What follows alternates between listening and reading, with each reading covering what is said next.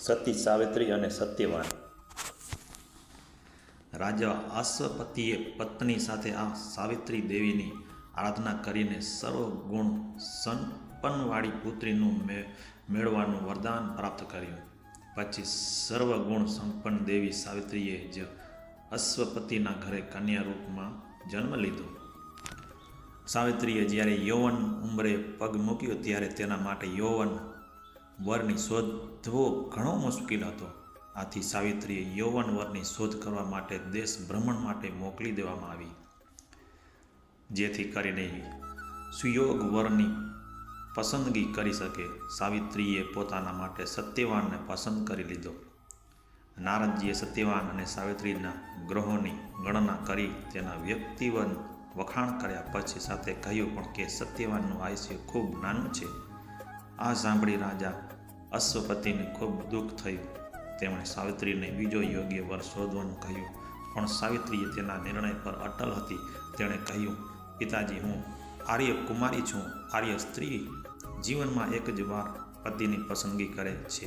હું સત્યવાનને મનોમન વળી ચૂકી છું. હવે તે અલ્પવાણી આયુ હોય કે દીર્ઘાયુ એ મારા નસીબની વાત છે, પણ હું કોઈ અન્યને મારા હૃદયમાં સ્થાન નહીં આપું. સાવિત્રી અને સત્યવાનના લગ્ન થઈ ગયા. સાવિત્રી પોતાના સાસુ સસરા સાથે જંગલમાં રહેવા લાગી. તે સાસુ સસરાની સેવા કરતી. આમ સમય વીતતો ગયો. સત્યવાનનું આયુષ્ય પૂરું થઈ ગયું.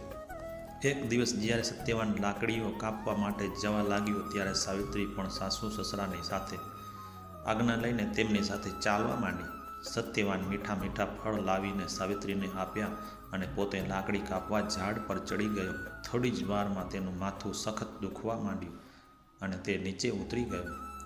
સાવિત્રીએ પાસે આવેલા એક વડના વૃક્ષ નીચે તેને સુવાડી દીધો અને તેનું માથું પોતાના ખોળામાં મૂકી દીધું. સાવિત્રી બધું જાણતી હતી કે શું થવાનું છે, એટલા માટે તેનું હૃદય કાપી રહ્યું હતું, પણ મનમાં તેણે કશું વિચારી લીધું હતું. આથી એક ગજબની પવિત્ર દૃઢતા તેણે ચહેરા પર દેખાતી હતી. તેણે તો બસ એ જ ક્ષણની રાહ જોઈ હતી અને તે જ સમય પણ આવી ગયો. બ્રહ્માના વિધાન મુજબ યમરાજ સત્યવાન પ્રાણ લઈને જવા માંડ્યા. સાવિત્રી પણ તેમની પાછળ જવા માંડી. યમરાજે સાવિત્રીને પરત ફરવા કહ્યું. જવાબમાં તે બોલી, મહારાજ, પત્નીનું પતિવ્રત ત્યારે જ સાર્થક કહેવાય જ્યારે તે પતિનો પડછાયાની જેમ અનુસરણ કરે, અને હું પણ એ જ કરી રહી છું. આ મારી મર્યાદા છે. તમે આના વિરુદ્ધ કશું પણ બોલો એ તમને શોભા નહીં આપતું. યમરાજે લાગ્યું કે સાવિત્રી કોઈ વરદાન આપી દઈશ તો તે મારો પીછો નહીં કરે. તેમણે સાવિત્રીએ પતિના પ્રાણ સિવાય કશું પણ માંગવાનું કહ્યું. સાવિત્રીએ યમરાજ પાસેથી સાસુ સસરાના આંખોની રોશની તથા દીર્ઘાયુ માંગી લીધું. યમરાજ તથાસ્તુ કહીને આગળ વધી ગયા. સાવિત્રીએ ફરી યમરાજની પાછળ ચાલવા માંડી. યમરાજે જોયું તો સાવિત્રી પાછળ આવતી હતી. તેમણે સાવિત્રીને આગળ આવતા રોકીને વિપરીત દિશામાં જવાનું કહ્યું. ત્યારે સાવિત્રીએ કહ્યું, ધર્મરાજ, પતિ વગર નારીનું જીવન અધૂરું છે. અમે પતિ પત્ની અલગ અલગ રસ્તે કેવી રીતે જઈ શકીએ છીએ? મારા પતિ જે રસ્તે જશે તે જ રસ્તે હું પણ જઈશ. સાવિત્રીએ ધર્મનિષ્ઠા જોઈ તેમણે ફરી વરદાન માંગવાનું કહ્યું. આ વખતે સાવિત્રીએ 100 ભાઈઓની બહેન બનવાનું વરદાન માંગ્યું. યમરાજ ફરીથી તથાસ્તુ કહીને ચાલવા માંડ્યું. સાવિત્રી ફરી તેમની પાછળ ચાલવા માંડી. યમરાજે ફરી સાવિત્રીને કહ્યું, ભદ્રે, હજુ પણ તારા મનમાં કોઈ ઈચ્છા બાકી હોય તો બતાવ. તું જે માંગી તે મળશે. સાવિત્રી બોલી, જીવનદાતા, તમે જો મારા પર સાચે જ પ્રસન્ન હો અને મને તમારા દિલની કાંઈ આપવા માંગતા હો તો મને 100 પુત્રોની માં બનવાનું વરદાન આપો. યમરાજ તથાસ્તુ કહીને આગળ વધ્યા.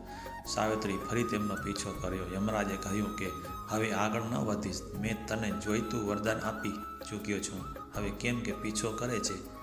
સાવિત્રીએ કહ્યું, તમે મને 100 પુત્રોની માં બનવાનું વરદાન તો આપ્યું, પણ શું પતિ વગર હું સંતાનને જન્મ આપી શકું? મને મારા પતિ મળશે ત્યારે તો હું તમારા વરદાન પૂરું કરી શકીશ. સાવિત્રીની ધર્મનિષ્ઠા, જ્ઞાન, વિવેક તથા પતિવ્રતાની વાત જાણી યમરાજે સત્યવાનને પોતાના પાસેથી મુક્ત કરી દીધો. આવી રીતે પતિના પ્રાણ પરત મેળવીને તથા યમરાજનું અભિવાદન કરી સાવિત્રીએ તે જ વટ વૃક્ષ નીચે આવી જ્યાં સત્યવાને પ્રાણ છોડ્યા હતા. સાવિત્રીએ વટ વૃક્ષને પ્રણામ કરીને જેવી વડની પરિક્રમા પૂરી કરી તેવો જ સત્યવાન જીવતો થઈ ગયો. સાવિત્રીએ ખુશ થઈને પોતાના પતિ સાથે સાસુ સસરા પાસે ગઈ. તેમની આંખોની રોશની પાછી આવી ગઈ.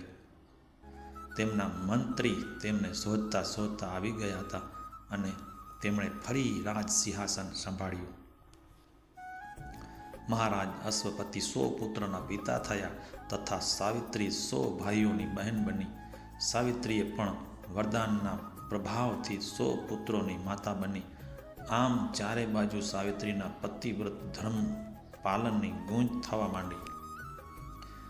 પત્ની તો દરેક હોય છે, પણ પતિનો પ્રાણ પાછો લાવીને જપે અને એક કુદરત સામે જંગ ચડે એ જ સાચી અને પતિવ્રતા પત્ની ગણાય.